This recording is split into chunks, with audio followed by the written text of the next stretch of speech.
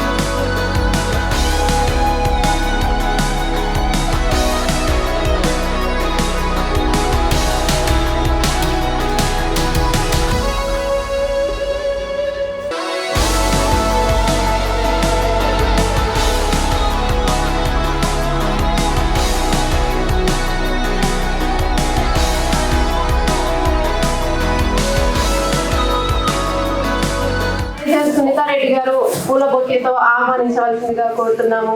Sir please welcome to the dash. అందరూ గట్టిగా చప్పట్లు.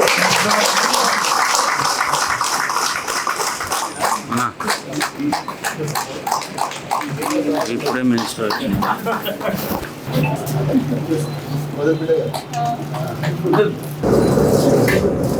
మరొకసారి అందరూ చప్పట్లు. 23వ వార్షికోత్సవం ఈరోజు జరుపుకుంటున్నాం.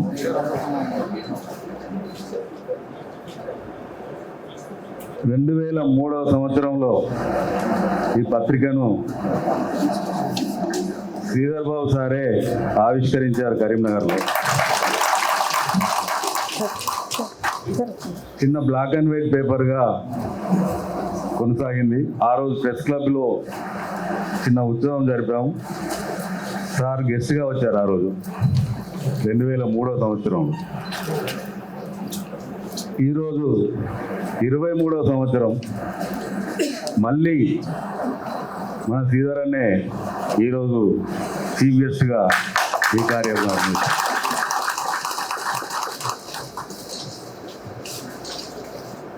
నినాదం పెట్టినప్పుడు అంటే మనం ప్రారంభించినప్పుడు చాలా పరిమితమైన ఆలోచన ఉంటుండే.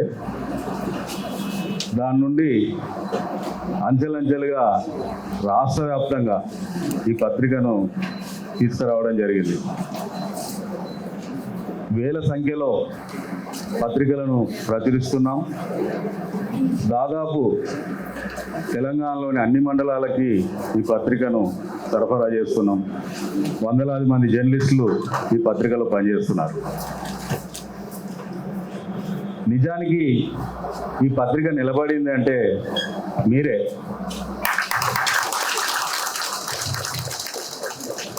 మీరందరూ సైనికుల్లా పనిచేసి ఈ పత్రికను నిలబెడుతున్నారు.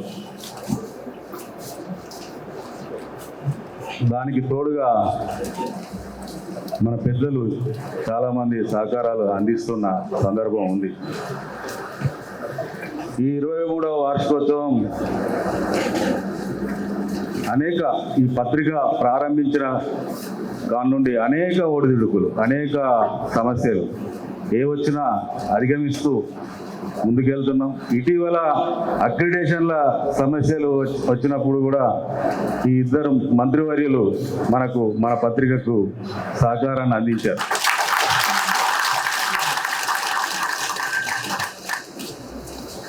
కాబట్టి మన పత్రికకు ఈరోజు ఇంత గుర్తింపు రావడానికి మీతో పాటు మన పెద్దల ఆశీర్వాదాలు కూడా ఉన్నాయి. అకుంఠిత దీక్షతో మీరందరూ ఈ పత్రిక అభివృద్ధి కోసం ఓన్ చేసుకొని, ఈ పత్రిక నాది అని ఓన్ చేసుకొని ప్రతి ఒక్క జర్నలిస్టు పనిచేస్తున్నందుకు మీ అందరికీ నా కృతజ్ఞతలు. దానికి తోడు CEO మోహన్ తోడయ్యాడు. మోహన్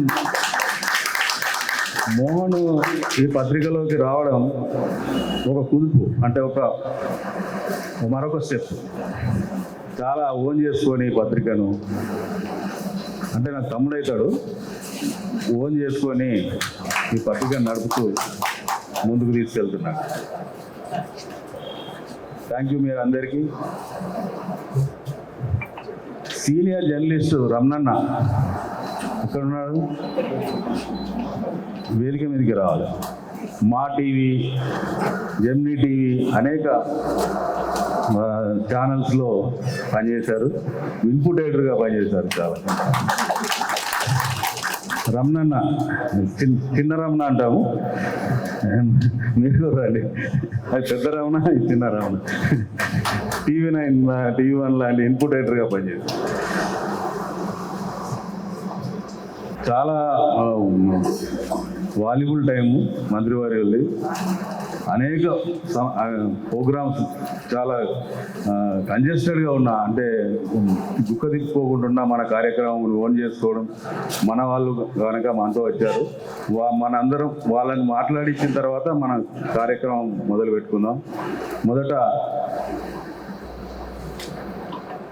లక్ష్మణ్ సార్ మన మంత్రివర్యులు మాట్లాడాల్సింది.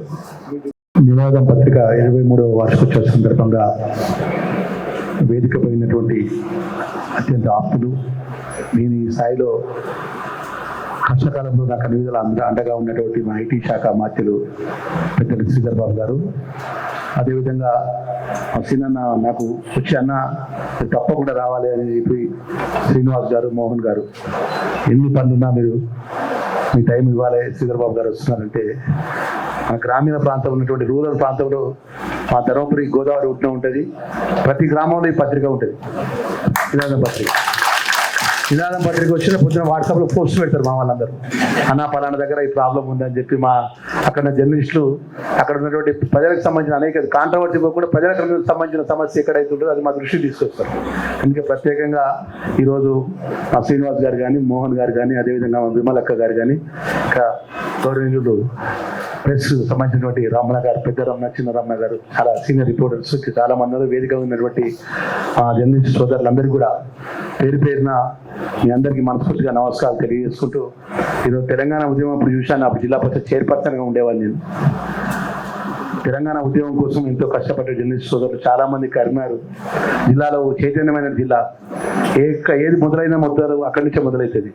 అలాంటి ఆ కరిమా జిల్లా వాస్తవుడిగా మా నినాదానికి సంబంధించిన వార్షికోత్సవంలో ఇంకా ఈరోజు ఇంత కాంపిటీషన్ యుగం, అంతా డిజిటల్ వైపు వెళ్తున్న పరిస్థితుల్లో కూడా, సోషల్ మీడియా, ఇన్స్టాగ్రామ్, ఫేస్బుక్ అనే పరిస్థితుల్లో కూడా ఒక ప్రింట్ మీడియా పత్రిక నడపాలంటే చాలా టఫెస్ట్ పరిస్థితి. అలాంటి పరిస్థితుల్లో కూడా గ్రామీణ ప్రాంతంలో జర్నలిస్టులు కానీ, మండల స్థాయి జర్నలిస్టులు కానీ, జిల్లా స్థాయి జర్నలిస్టులు కానీ సమన్వయంతో అటు ప్రజల పక్షాన ప్రభుత్వం దృష్టికి తీసుకొచ్చే విధంగా యాజమాన్యం ఈ నినాదం పత్రిక నడిపిస్తున్నటువంటి దాంట్లో పనిచేస్తున్న ప్రతి ఒక్కరు కూడా మనస్ఫూర్తిగా నేను అభినందనలు తెలియజేసుకుంటున్నా. మరి ప్రభుత్వం తరఫున మా ఐటీ శాఖ మంత్రులు శ్రీధర్ బాబు గారు కానీ, నేను కానీ ఎక్కువ మాట్లాడకుండా, మీరు ఎప్పుడైనా కూడా ప్రభుత్వ నిబంధనకు అనుగుణంగా మీకు అన్ని విధాలు కూడా ప్రభుత్వం నుంచి మా యొక్క పూర్తి మద్దతు ఉంటుందనే విషయాన్ని మనస్ఫూర్తిగా తెలియజేసుకుంటూ థ్యాంక్ యూ వెరీ మచ్. నమస్కారం. ఆలస్యమైనందుకు మా పాత్రికేయ మిత్రులందరూ మన్నించాలి. ఈరోజు నినాదం 23 సంవత్సరాలు పూర్తి చేసుకొని దిగ్విజయంగా అక్షరమే ఆయుధంగా నిలిచి, మరి ప్రతి తప్పును ఎండగడుతూ ఈరోజు నిర్భయంగా వార్తలను మన రాష్ట్ర ప్రజలకి, ఆనాడు ఉమ్మడి రాష్ట్రానికి సంబంధించిన ప్రజానికానికి కానీ, ఈరోజు మన తెలంగాణ రాష్ట్రానికి సంబంధించిన ప్రజానికానికి అందిస్తూ ముందుకు నడుస్తూ ఉన్న నినాదం ప్రధానంగా పాఠకులకు, మేము దాని తర్వాత పాత్రికేయ మిత్రులకి, ఆఖరికి మరి యాజమాన్యానికి హృదయపూర్వకంగా మొదటగా శుభాకాంక్షలు తెలియజేస్తా ఉన్నాం.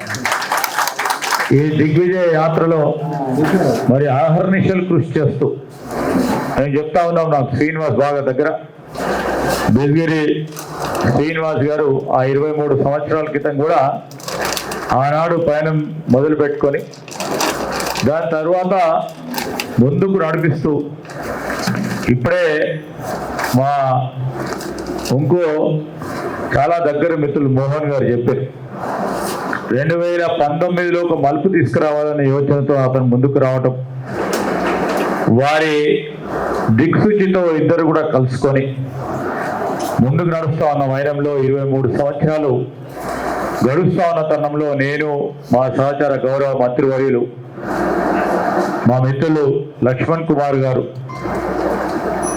అదేవిధంగా ఇప్పుడే చూస్తా ఉన్నాం మా విమలక్క గారు రావడం, వచ్చే నెల ఆమె 50 సంవత్సరాలు ఆట పాట నడుపుతూ మరి వారు కూడా పెద్ద ఎత్తున కార్యక్రమాలు చేయాలని ఇప్పుడే పేపర్లో చూస్తున్నా విమలక్క గారు. మరి చేసే కార్యక్రమాలు అంటే 50 సంవత్సరాలు నిరంతరంగా ప్రజల్లో ఒక చైతన్యాన్ని తీసుకురావాలని ఆలోచన చేస్తా ఉన్న ఒక శక్తిగా నిలబడ్డ మా సోదరిమణి రామశర్మ గారు, అదేవిధంగా మా రంగారెడ్డి జిల్లా ఇన్ఛార్జిని మా మల్లేశం గారు, మా చిన్న రమణ అంటే బాగా తెలుసు, పెద్ద రమణ గారి కంటే ఎక్కువ. అదేవిధంగా వేదికపై ఆశీనులైన సీనియర్ జర్నలిస్ట్ సోదరులకి, అటువైపున్న జర్నలిస్ట్ మిత్రులకి, నేను నా నియోజకవర్గానికి సంబంధించిన మా నినాదం మరి జర్నలిస్ట్ సోదరులు అందరూ కూడా ఉన్నారు ఇక్కడ. వారితో పాటు మా జిల్లా, ఉమ్మడి జిల్లాకు సంబంధించి రాష్ట్ర స్థాయిలో ఈరోజు దీనిలో పాల్గొనడానికి వచ్చేసిన మిత్రులందరికీ శుభాకాంక్షలు మరొకసారి తెలియజేస్తూ, పేపర్ నడపడం అంటే ఎంత ఈజీ కాదు. ఫస్ట్ ఆఫ్ ఆల్ పోటీ రోజుకోటి ముందుకు వస్తూ ఉంటుంది. మారుతా ఉన్న కాలం, టెక్నాలజీ వచ్చింది. ఈరోజు టెక్నాలజీ వచ్చిన తర్వాత నాలాంటి కూడా పత్రిక నడిపించవచ్చు. ఉదాహరణ చెప్తాను, కాదంటారా? చూస్తూ ఉన్నాం మనం, ఏడ పడితే ఆడ పత్రికలు తెలుస్తూ ఉన్నాయి. ఈరోజు సోషల్ మీడియాకు సంబంధించిన ప్లాట్ఫామ్ ద్వారా మా పత్రిక నడుస్తుందని చెప్పే వైనంలో నినాదం 23 సంవత్సరాలు ఈ పోటీ ప్రపంచంలో నిలబడి పాఠకులకు సంబంధించి వారి వార్తలను నిష్పక్షపాతంగా నిక్కార్సైన వార్తలను ఇచ్చే ప్రయత్నం చేసింది కనుకనే ఇన్ని సంవత్సరాలు నిలబడి 23 సంవత్సరాలు నడిపిస్తూ ఉన్నారు. మనం చూస్తూ ఉంటాం మారుతూ ఉన్న విలువలు. మేము చూస్తూ ఉంటే రాజకీయంలో నేను 99 నుంచి వచ్చే వరకు ఇప్పటి వరకు మా విలువలు కూడా మారినాయి. నేను ఏదో గొప్పగా చెప్తలేము, ఏదో గొప్పగా చెప్తే కూడా కాదు. ఆ రోజు ఎన్నికలు ఏ విధంగా చూసినాం, ఈరోజు ఎన్నికలు ఏ విధంగా చూస్తాను. విలువలు మార్పిని పూర్తి స్థాయిలో సూక్ష్మంగా పోతే మళ్ళీ అదంతా కూడా బాహటంగా అవుతుంది. సో ఏ ప్రొఫెషన్లో అయినా విలువలు మారుతా ఉన్న కొద్దీ కొన్ని ప్రొఫెషన్స్ విలువలు మారకుండా ఉండేది అనేది జర్నలిజం. ఆ జర్నలిజంలో మనం చూస్తూ ఉంటాం. గ్రామీణ ప్రాంతాల్లో పోయినప్పుడు నేను పట్టణాల్లో తిరుగుతూ ఉన్నప్పుడు ఒక విలేకరు కనబడితే గౌరవం ఇస్తారు. ఎవరైనా ఒక పెద్ద స్థాయి అధికారి ఉన్నా ఒక విలేకరు కనబడడం అంటే గౌరవిస్తాం. ఆ గౌరవం దేనికి?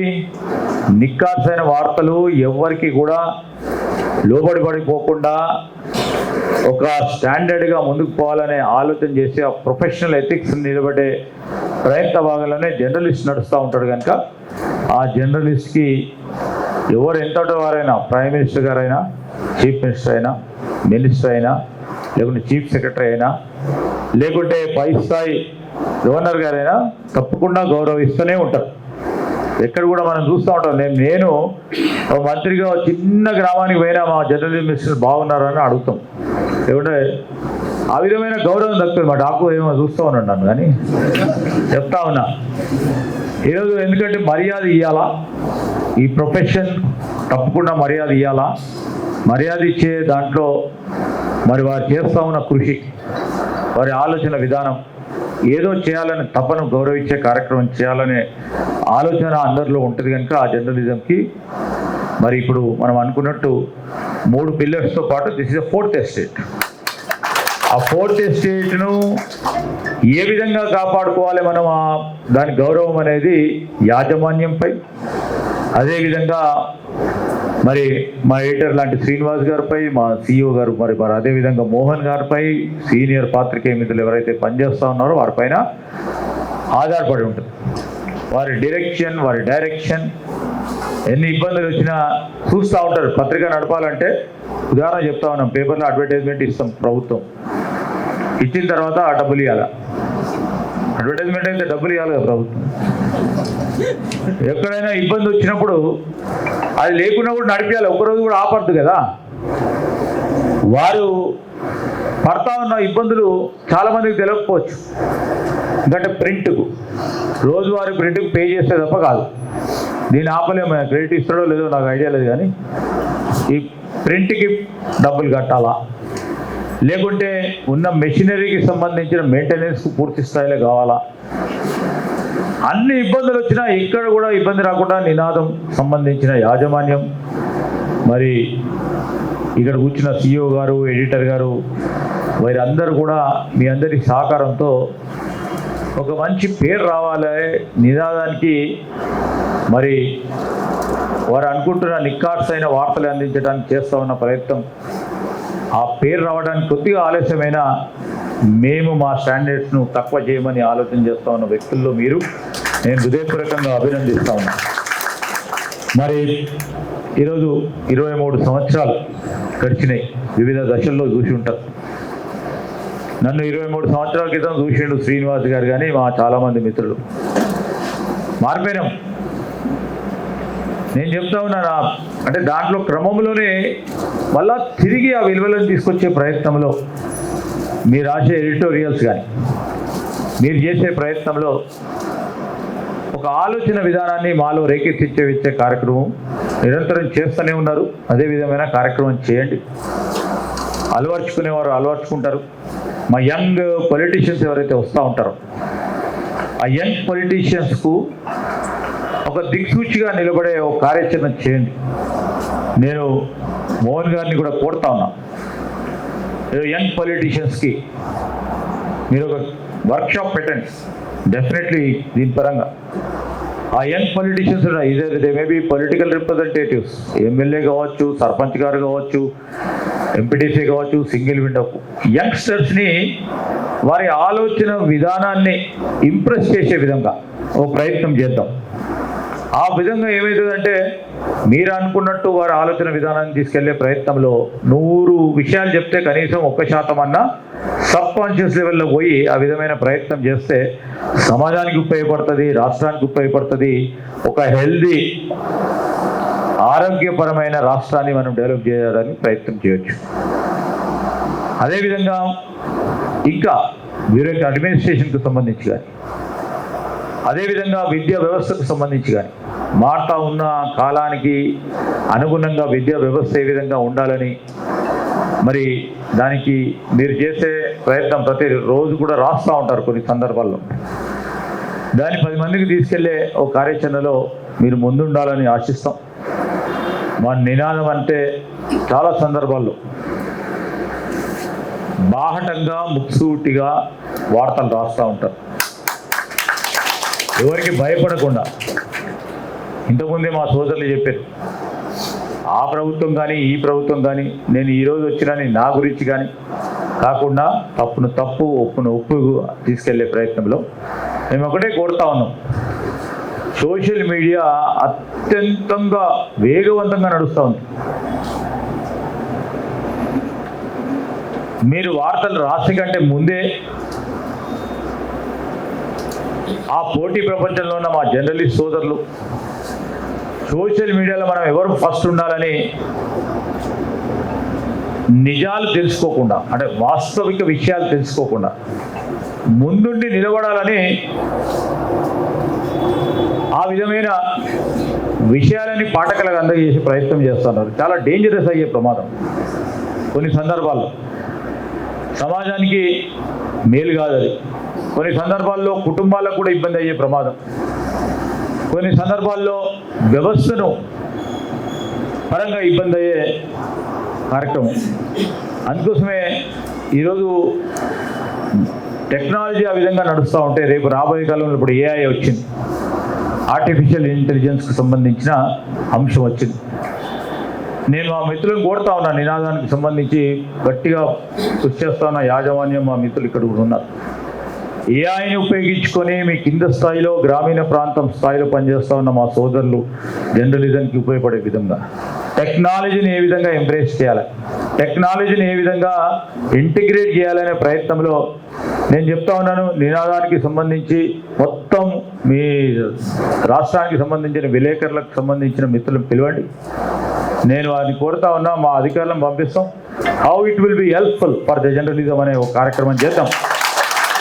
చేసే ప్రయత్నంలో ఎందుకంటే వారు ఎన్హాన్స్ అయితే వారికి కూడా మరి కొత్త టెక్నాలజీకి సంబంధించి ఏ విధంగా ఉపయోగించుకోవాలి, ఏ విధమైన నిక్కార్సైన వార్తలు రాయడానికి ఉపయోగపడే విధానాన్ని ఇంకా కూడా వారి ఆలోచనలలో, ఎందుకంటే అసలే జర్నలిజం మైండ్ తేజ్గా ఉంటుంది. ఒకటి మాట్లాడుతూ ఉంటే 2-3 ఏ విధంగా అనలైజ్ చేయాలో టక ఇటు నుంచి అటు నుంచి వస్తూనే ఉంటుంది.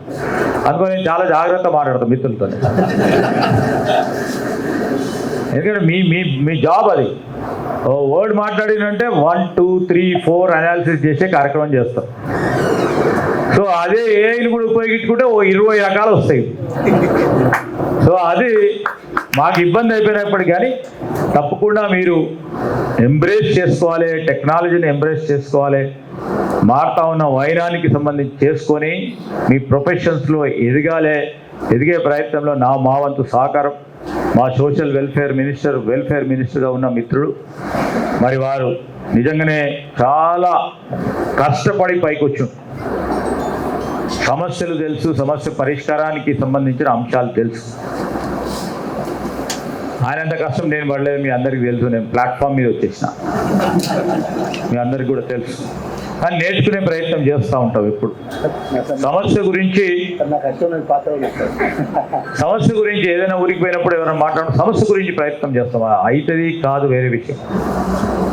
చేసినప్పుడు ఆలోచన పెరుగుతుంది. దాని పరంగా ఈరోజు అధికారంలో ఉన్నాం కనుక సమస్యను పరిష్కారం ఏ విధంగా చేయాలనే దృక్పథంతో పోతాం. నేను మీ అందరినీ కూడా కోరుతా ఉన్నాను. మేము లక్ష్మణ్ కుమార్ గారు, మా ప్రభుత్వాన్ని ముఖ్యమంత్రి రేవంత్ రెడ్డి గారు కూడా ఈరోజు మరి ప్రత్యేకించి పత్రికా మిత్రులకు చాలా దగ్గరగా ఉండే స్నేహితుడు. మరి అదేవిధంగా ఈరోజు మీరు ఎదుర్కొంటున్న సమస్యల్లో ఎంతవరకు వీలుంటే అంతవరకు పరిష్కారం చేసే ఒక కార్యాచరణ తీసుకొని ముందుకెళ్తాం. నినాదమైన పత్రిక ఇంకా పెద్ద ఎత్తున ఎదగాలి, ఇంకా ముందుకు నడవాలి. పాఠకులకు సంబంధించిన అంశం విషయంలో వారు కోరుకుంటా ఉన్న వార్తలను మరి మొదటిగా తీసుకొచ్చేందుకు నిజాలు తెలుసుకొని ఇంకా వేగవంతంగా వార్త ప్రస్తావన ప్రజల ముందర పెట్టడానికి చేస్తూ ఉన్న ప్రయత్నం. నేను ఒకటే కోరుతా ఉన్నాను, మీరు వారధి, ప్రజలకు ప్రభుత్వానికి మధ్యలో ఉన్న వారధి. ఈ వారధికి సంబంధించి పటిష్టమైన బ్రిడ్జిని ఏర్పాటు చేయడానికి ప్రయత్నం చేస్తాను. ఊర్లో రోడ్లో గుంతలు ఉన్నాయని రాస్తే వెంటనే ప్రభుత్వ యంత్రాంగం స్పందించడానికి ఆస్కారం ఉంటుందనే ఒక ఆలోచనతో పోతా ఉన్నవారు మీరు.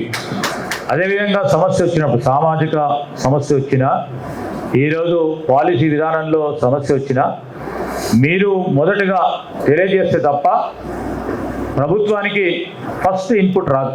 దాని తర్వాత అందరు రియాక్ట్ అవుతుంటారు.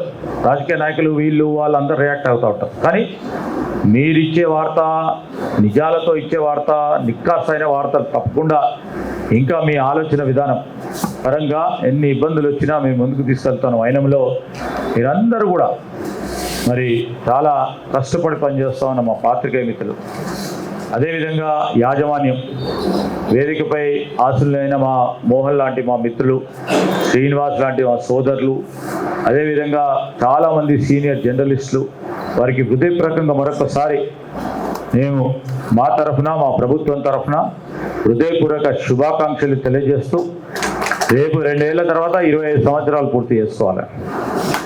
ఇంకా 50 సంవత్సరాలకు మేము రాజకీయంలో ఉంటామో ప్రమాదం 50 సంవత్సరాలు పూర్తి చేసుకోవాలి. అదేవిధంగా 100కి 100 సంవత్సరాలు పూర్తి చేసుకోవాలనే ఒక సంకల్పనతో యువతరానికి సంబంధించిన జర్నలిస్ట్ మిత్రులకు ఒక దిక్సూచిగా నిలబడాలని ఈ నినాదం ఆలోచనని ఏ జర్నలిస్ట్ సోదరుడైనా ఈ విధంగా ఉండాలనే ఆలోచన దృక్పథాన్ని ఇచ్చే ప్రయత్నంలో మరి వెనుకాడకుండా ముందుకు తీసుకెళ్లే ప్రయత్నం చేస్తూ ఉన్నారో అదే విధమైన ప్రయత్నం చేయాలని కోరుకుంటూ మరొకసారి మా జర్నలిస్ట్ మిత్రులకి వివిధ ప్రాంతాల నుంచి వచ్చేసిన అందరికీ కృతజ్ఞతలు నమస్కారం తెలియజేస్తూ సెలవు తీసుకుంటాం. జై హింద్.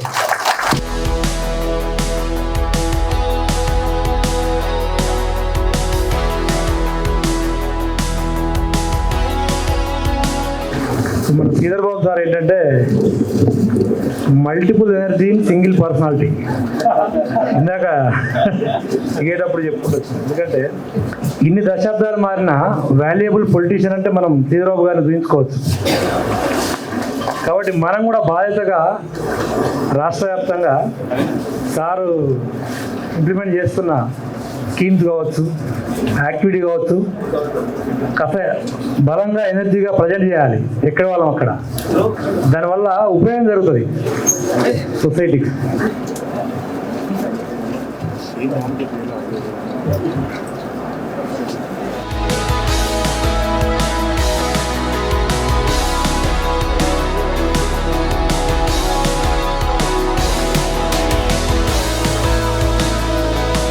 నినాదం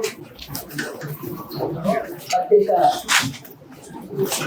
21 సంవత్సరాల క్రితం పుట్టి 23 సంవత్సరాల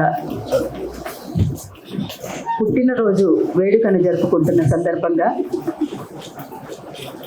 ఈ పత్రికను నడుపుతున్నటువంటి విజగిరి సీనన్న గారికి, మోహనన్న గారికి, మీ పేరు మేడం, సునీత గారికి, అట్లనే పెద్దలు సార్ రామశర్మ గారికి, మన రమణ గారికి, చిన్న రమణన్న, పెద్ద రమణన్న, రమణన్న గారికి, ఈ వేదిక మీద ఉన్న ఇంకా మిగతా మిత్రులకు, మొత్తం జర్నలిస్ట్ మిత్రులందరికీ పేరు పేరున ఉద్యమాభినందనలు. అట్లనే ఈ పత్రిక పుట్టినరోజు వేడుక కనుక శుభాకాంక్షలు. ఈ నినాదాన్ని నెత్తికెత్తుకొని నిర్భయంగా నిర్విరామంగా ముందుకు సాగుతున్న సందర్భం ఇది. ఇంతకుముందు అన్నవాళ్ళు కూడా మాట్లాడారు, ఇద్దరు మంత్రివర్యులు ఇద్దరు కూడా చాలా విషయాలు మీ ముందు ఉంచారు. ఎట్లా పనిచేస్తుంది అంటే ఉమ్మడి కరీంనగర్ జిల్లా కనుక కరీంనగర్ జిల్లా వాసులుగా వాళ్ళు మీకు ఉన్నటువంటి సాన్నిహిత్యంతో ఇక్కడికి రావడం, వాళ్ళు మాట్లాడటం కూడా చాలా విషయాలు మీ ముందు ఉంచారు. అందులో ముఖ్యంగా ఉమ్మడి కరీంనగర్ జిల్లా నుంచి చాలామంది ఉన్నారు ఇక్కడ. అదే నాది కూడా సగం కరీంనగర్ జిల్లానే. అందుకని ఇప్పుడు నేను కూడా ఉమ్మడి కరీంనగర్ జిల్లా వాసిగానే నేను ఇక్కడ మాట్లాడాలి. అయితే ఇవాళ పత్రికల గురించి మీకు కొత్తగా నేనేం చెప్పేది లేదు. న్యూస్ని ప్రచారం చేయాల్సినటువంటి పత్రికలు వ్యూస్ని ప్రచారం చేసే దిశగా సాగుతున్న సందర్భం ఇది. అర్థమైంది అనుకుంటాను. పార్టీల యొక్క అభిప్రాయాల్ని ప్రచారం చేసే విధంగా మారిపోతున్న సందర్భంలో ఇవాళ నినాదం గట్టిగా నిలబడి 23 ఏళ్ల నుంచి అంటే మామూలు విషయం కాదు ఒక పత్రికను నడపడం అంటే. మాకు 2008 మలిదశ తెలంగాణ ఉద్యమం ఒక పీక్ టైంలో ముందుకు పోతున్నటువంటి సందర్భంలో సీనన్నతో పరిచయం. అప్పటి నుంచి ఇప్పటి వరకు మాకున్న పరిచయంతో ఎప్పటికప్పుడు ఈ జర్నలిజానికి ఉన్నటువంటి సమస్యలు కానీ, వీళ్ళు ఎదుర్కొంటున్నటువంటి పరిస్థితులు కానీ కలిసినప్పుడు కూడా మాట్లాడుకుంటుంటాం. అటు కరీంనగర్లో కలిసినప్పుడు కానీ, హైదరాబాద్లో కలిసినప్పుడు కానీ మాట్లాడుకుంటుంటాం. వాళ్ళతో మాకు ఒక ఆత్మీయ అనుబంధం కూడా ఉన్నది. అంతేకాకుండా కోవిడ్ టైంలో మీరు చూపినటువంటి కృషికి, మీరు చేసినటువంటి కృషిని ఎత్తిపడుతూ ఇంతకుముందు మీరు విన్నారు, అరుణోదయం నుంచి ఒక పాట కూడా మిత్ర రాయడం, మేము మీ ముందుకు తీసుకురావడం కూడా జరిగింది. అది మీ పట్ల మాకున్నటువంటి గౌరవం కావచ్చు, అభిమానం కావచ్చు. నిజానికి మీరు లేకపోతే ఎక్కడ ఏం జరుగుతుందనేటువంటిది ప్రపంచానికి తెలిసే అవకాశమే లేదు. కాబట్టి ప్రజల సమస్యల్ని ప్రజల వద్దకు అనే విధంగా ఇవాళ విలువలతో కూడినటువంటి జర్నలిజాన్ని మనం నిలబెట్టాల్సినటువంటి బాధ్యత మన మీదనే ఉన్నది. కాబట్టి ఆ దిశగా మీరు ఆలోచించాలని, అడుగులు వేయాలని, ప్రజాస్వామ్య విలువలు, లౌకిక విలువలు, దీనికి ఇవాళ కొరవడినటువంటి సందర్భంలో వీటిని నిలబెట్టాల్సినటువంటి బాధ్యత కూడా మీరు తలకెత్తుకోవాల్సినటువంటి అవసరం కూడా ఉంటుందని నేను భావిస్తున్నాను మీ సోదరిగా. ఇవాళ జంజీ యుగం ఇది. ఈ జంజీ యుగంలో ఒక పెద్ద సవాల్ మన ముందు చాలా ఉన్నాయి, సమస్యలు సవాళ్ళుగా ఉన్నాయి మన ముందు. అందుకని వాటికి ఎట్లా ఎదుర్కోగలం, వాటికి సంబంధించినటువంటి అంశంలో ఎట్లా ముందుకు సాగగలం, వాళ్ళతో ఎట్లా ప్రయాణం చేయగలం అనేటువంటి విషయాల పట్ల మనం ఒక స్పష్టమైనటువంటి వైఖరిని కూడా కలిగి ఉండాల్సినటువంటి అవసరం కూడా ఉంటుంది. నిన్నగాక మొన్న జరిగినటువంటి జంతర్ మంతర్ పోరాటం ఎట్లా ఏ రకంగా ఒక వాల్ స్ట్రీట్ మూవ్మెంట్ లాగా ఎట్లా వచ్చిందో మనం అందరం చూసినాం. అది ఎవరో పోయి అది మొదలుపెట్టి ఏదో చేసినటువంటిది కాదు. ఎంత స్పీడ్గా అది ఎట్లా ఏ రకంగా మన ముందుకు వచ్చిందో మనం చూసినాం. అందుకని ఈ విషయాలన్నింటినీ కూడా పరిగణలోకి తీసుకొని మనము ఈ పత్రికని ఇంకా మరింత దిగ్విజయంగా, నిర్విరామంగా, నిర్భయంగా ఎట్లా ముందుకు నడపగలం అనేటువంటి విషయాన్ని కూడా మీరు సమాలోచనలు చేయాలని, చేసి మరింత ముందుకు విజయవంతంగా ముందుకు సాగాలని. 100 ఏళ్ల పండుగ వరకు మేము ఉండే అవకాశం కూడా లేదు. 100 ఏళ్ల పుట్టినరోజు వేడుక జరిపేటువంటి సమయానికి మేము ఉండే అవకాశం కూడా లేదు. ఎందుకంటే మనమేమో కొనుక్కొని రాలేదు ఈ జీవితాన్ని. ఇవాళ ఉన్నటువంటి కండిషన్స్ కానీ, మనం తింటున్న తిండి, మనం పీలుస్తున్న గాలి అన్నీ కూడా కలుషితమే. అందుకని ఏది ఏమైనా రేపటి తరానికి ఒక మంచి పత్రికగా ఇది అందించాలని, ఈ సమాజంలో బ్రహ్మాండంగా ముందుకు సాగాలి ఈ పత్రిక అనేటువంటిది నేను మనస్ఫూర్తిగా ఆకాంక్షిస్తూ, అట్లనే ఇందులో వచ్చింది మా న్యూస్ కూడా ఒకటి, 50 ఏళ్ల అరుణోదయ ప్రస్థానం, 50 ఏళ్ల పాట, 50 గంటల ప్రోగ్రాం అనేటువంటిది ఇందులో వచ్చింది. Thank you very much. ఎప్పటికప్పుడు మా న్యూస్ కూడా కవర్ చేస్తున్నారు చాలా వరకు. మరొక్కసారి మీకు ఉద్యమాభినందనలు తెలియజేసుకుంటూ, మీ సోదరిగా నేను ఎప్పటికీ ఎల్లవేళలా మీ వెంట ఉంటామని కూడా మేము తెలియజేసుకుంటూ, జై Telangana. Thank you very much. మరొకసారి నినాదంకు పుట్టినరోజు శుభాకాంక్షలు. మీ ప్రెజెన్స్ ఉండాలి, పత్రికల్లో వార్తలు ఉండాలని నేను మనస్ఫూర్తిగా కోరుకుంటున్నాను. ఈ సందర్భంగా ఇదే మా ఆహ్వానం అని చెప్పేసి కూడా మీకు తెలియజేసుకుంటున్నాను. Thank you Seenanna. Thank you. అయితే ఇంకొకటి నేను అన్నాను సిస్టర్తో, మహిళల సంఖ్య తక్కువ ఉంది ఇందులో అనేది నేను అన్నాను. అవునన్నా కాదన్నా నేను కొంచెం మహిళా పక్షపాతిని. ఉండాలి కూడా, ఉండాలి, మీరు పెంచాలని నేను కోరుకుంటున్నా. కుంభకోణమే దాగిన వరద పొంగి ముంచెత్తిన, అవినీతి చెలరేగిన, విప్లవాలు రగిలించిన, పరిశోధనైన, పరవేదనైన, ఆలోచనైన, ఆచరణైన, విరామ మెరుగని వైనం, సమాజ వెలుగుల గమనం, అదే నిజం నిజం నిజం రాసేది జర్నలిజం, అదే నిజం నిజం నిజం రాసేది జర్నలిజం, నిజం రాసేది జర్నలిజం. యుద్ధం ఏదైనా, కల్లోలం ఎక్కడైనా, శాంతి అయినా, అభివృద్ధి అయినా, సంస్కృతి సందేశమైన, కదిలే మెదిలే ధైర్యం, కలం యోధుల సైన్యం, అదే నిజం నిజం నిజం రాసేది జర్నలిజం, అదే నిజం నిజం నిజం రాసేది జర్నలిజం, నిజం రాసేది జర్నలిజం, నిజం రాసేది జర్నలిజం, నిజం రాసేది జర్నలిజం. జర్నలిజం మిత్రులకు, యోధులకు మరొకసారి లాల్ సలాం.